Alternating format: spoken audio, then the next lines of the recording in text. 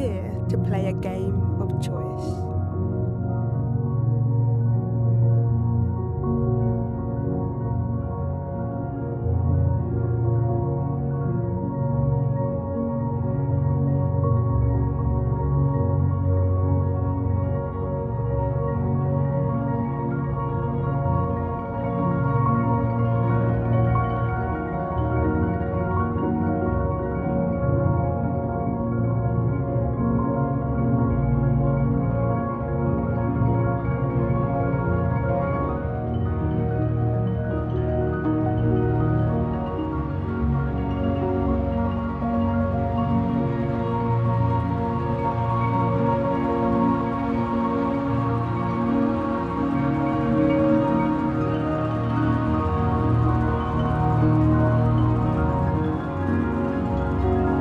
No matter what we do, whatever our choices, there's always a consequence to face.